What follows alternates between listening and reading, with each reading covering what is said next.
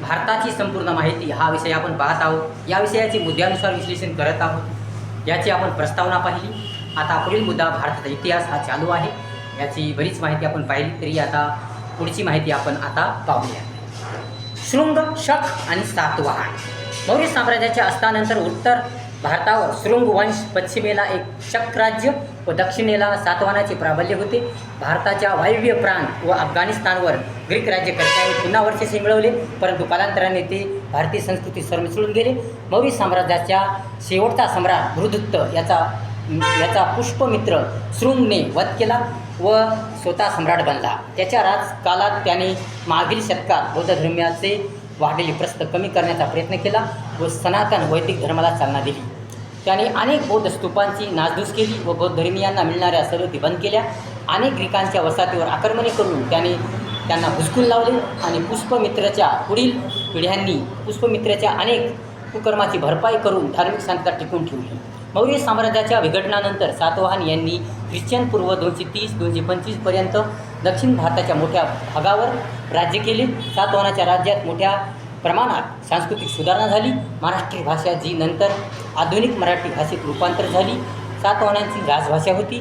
इसवी सन 78 रोजी महाराष्ट्राचा राज्यकर्ता गौतमीपुत्र सातकर्णी हा होता. त्याने सुरू शालिवाहन शक आजही रूढ आहे. याच काळात ग्रीक राजकर्त्यांनी पश्चिम भागावर नियंत्रण मिळवले होते आणि शक हे मूळचे मध्य आशियातील लोक होते. अलेक्झांडरच्या मृत्यूनंतर त्याचे साम्राज्य त्याच्या सेनापतींनी वाटून घेतले. भारतावरील त्याची पकड मौर्य साम्राज्य काळातच ढिली पडली, परंतु भारताशेजारील देशामध्ये त्यांनी पकड एकदम मजबूत ठेवली होती. पर्शिया व बॅक्ट्रियामध्ये ग्रीक राज्य भरभराटीस आली. मौर्य साम्राज्याशी त्याने मैत्रीपूर्ण संबंध होते असे दिसते. या राज्यामध्ये ग्रीक भारतीय अशा प्रकारची मिश्र संस्कृती उदयास आली व याच काळात भारतीय संस्कृतीचा अविभाज्य भाग असलेला वायव्य प्रांत सांस्कृतिकदृष्ट्या वेगळा दिसू लागला. त्याच्यानंतर डेमेट्रियस या ग्रीक राजाने इसवी सन पूर्व 180 मध्ये भारतीय ग्रीक राज्याची स्थापना केली व राज्याचा विस्तार अफगाणिस्तान, पाकिस्तान, पंजाब प्रांतापर्यंत होता. ही ग्रीक राज्ये 2 शतकापर्यंत टिकली. याच काळात 30पेक्षा अधिक ग्रीक राज्यकर्त्यांनी राज्य केली. ही राज्ये एकमेकांशी तसेच भारतीय राज्यकर्त्यांशी लढत. मिलिंद अथवा मिनॅंडर हा एक महान ग्रीक भारतीय राज्यकर्ता होऊन गेला. ग्रीक राज्यकर्त्यानंतर इसवी सन पूर्व शतकात या भागात ग्रीक राज्यकर्त्याचे वर्चस्व वाढले. शक हे मूळतः दक्षिण सायबेरियातून स्थलांतरित झालेले ग्रीक होते. सर्वप्रथम बॅक्ट्रिय, काश्मीर, गांधार, पंजाब असा प्रवास करत भारतात शक टोळींनी प्रवेश केला आणि पश्चिम भागात आपले प्रस्थ वाढवले. यानंतरच्या काळात कुशाण हे वायव्य भागात प्रभावी बनले आणि कुशाण राजकर्त्याचे एकेकाळी कझाकस्थानापासून ते मथुरेपर्यंत राज्य होते. आता पाहूया भारतीयांचा पाश्चिमात्य जगाशी व्यापार.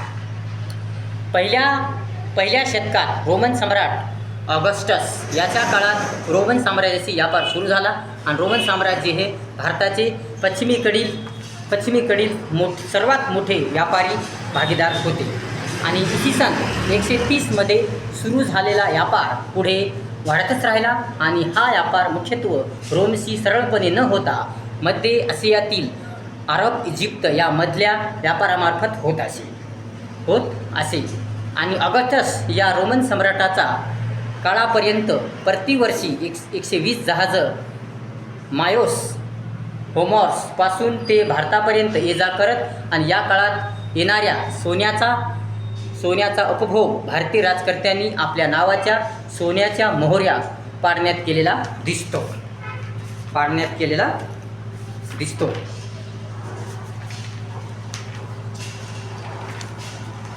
आता पूर्व मध्ययुगीन राज्य. गुप्त साम्राज्याचा काळ हा भारताच्या इतिहासातील सुवर्णकाळ मानला जातो.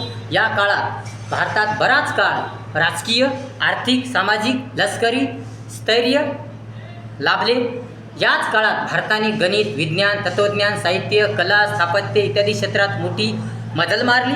तसेच गुप्त साम्राज्याच्या शासकांनी आपल्या सैन्य शक्तीच्या जोरावर भारताच्या मोठ्या भूभागावर राज्य केले आणि श्रीगुप्त या गुप्त राजकर्त्यांनी गुप्त राज्याची स्थापना केली. त्यानंतर काही वर्षातच चंद्रगुप्तने गुप्त राज्याचे साम्राज्य बनवले आणि समुद्रगुप्त, चंद्रगुप्त, विक्रमादित्य यासारख्या महान राजकर्त्यांनी गुप्त साम्राज्य वाढवले. गुप्त साम्राज्याचा कार्यकाळ इसवी सन 240 ते 550 पर्यंत मानला जातो. कालिदास हा महान कवी गुप्त सम्राटांचा दरबारी होता असे मानतात. आता पुराणाची रचना याच काळात झाली असे मानतात. गुप्त साम्राज्याच्या नंतरच्या काळात पश्चिम आशियातील हुन आक्रमणकांनी केलेल्या आक्रमणांनी गुप्त साम्राज्य क्षीण झाले. आता मध्ययुगीन भारत. गुप्त साम्राज्यानंतर भारताचा इतिहास मध्ययुगीन इतिहासात मोडतो. गुप्त साम्राज्यानंतर हुनाच्या आक्रमणांनी खिळखिळे झाले. त्यानंतर हर्षवर्धन या कनौजच्या सम्राटाने भारतीय राज्ये पुन्हा एका छत्राखाली आणली आणि त्याचे साम्राज्य तो जीवन असेपर्यंत टिकले. परंतु प्रभावी वारसदार नसल्याने ते त्यानंतर लगेच कोसळले. 7व्या शतकानंतर ते 13व्या शतकापर्यंत अनेक हिंदू साम्राज्ये उदयास येऊन लयास गेली. 13व्या शतकातले विजयनगरचे साम्राज्य हे शेवटचे मध्ययुगीन हिंदू साम्राज्य होते. याच काळात भारतीयांनी स्थापत्यमध्ये फार मोठी प्रगती केली आणि मध्ययुगाच्या पूर्वार्धात 6व्या शतकात शंकराचार्यांनी प्राचीन अद्वैतवादाचे पुनरुत्थान केले आणि आपल्या पांडित्याने हिंदू सनातन धर्माला पुन्हा एकदा बळकटी दिली आणि यानंतर भारताच्या बौद्ध धर्माचे प्रसिद्ध कमी झाल्याचे समजले जाते. आणि या काळात दक्षिण भारत व महाराष्ट्रात राष्ट्रकूटांचे राज्य होते, तर मध्य व पश्चिम भारतात मालव प्रांतात प्रतिहार, पूर्वेकडे बंगालमध्ये पाल साम्राज्य उदयास आले, ज्यांनी काही काळ जवळपास संपूर्ण उत्तर भारत व अफगाणिस्तानपर्यंत आपल्या सीमा वाढवल्या होत्या. आणि प्रतिहारांनी उमय्यद खलिफांच्या काळात झालेल्या पहिल्या इस्लामी आक्रमणाचा प्रखर सामना केला व पुढील 3-4 शतके इस्लामी आक्रमणे होण्यापासून भारताचे रक्षण केले. प्रतिहारांचं मध्य व पश्चिम भारतावरील साम्राज्य कालांतराने क्षीण झाले व अनेक लहान सहान राज्यामध्ये विभागले गेले व जी राज्ये राजपूत राज्ये म्हणून ओळखली जातात त्या राज्यांनी अगदी भारत इंग्रजापासून स्वतंत्र होईपर्यंत आपले अस्तित्व टिकवलेले होते.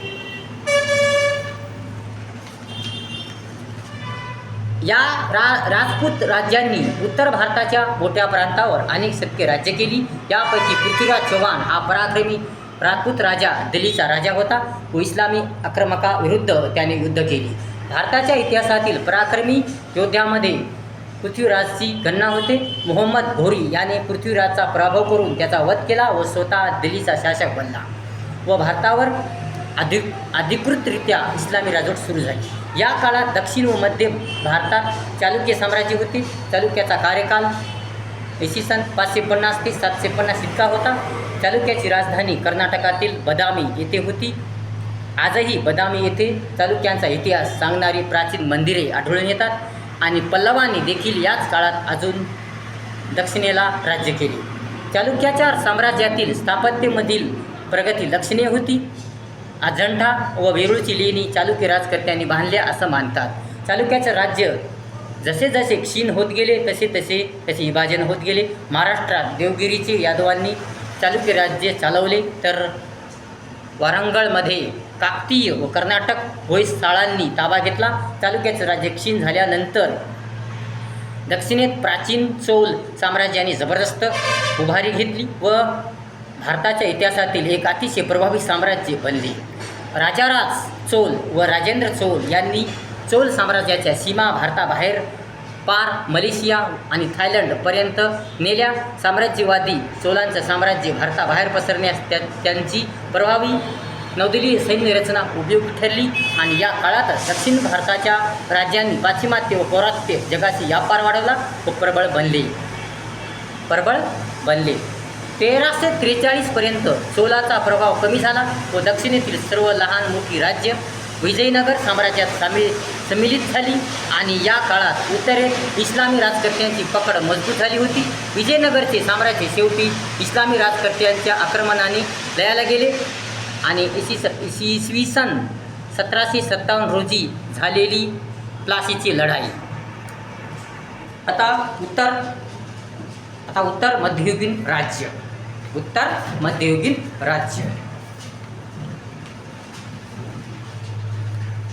गुप्त साम्राज्याच्या अस्तानंतर उत्तर व दक्षिण भारतात अनेक हिंदू साम्राज्ये उदयास आली आणि उत्तरेस प्रतिहार, पाल, वर्धन, गहडवाल इत्यादी, तर दक्षिणेस राष्ट्रकूट, होयसळ, पांड्य, चेर, कदंब, यादव इत्यादी साम्राज्ये होऊन गेली. आता पुढील भाग आपण पुढील इतिहासाची माहिती आपण पुढच्या भागात पाहणार आहोत. व्हिडिओ जर आवडला असेल तर लाईक करा, शेअर करा, कमेंट्स करा आणि आपल्या चॅनलला सबस्क्राईब करायला विसरू नका. धन्यवाद.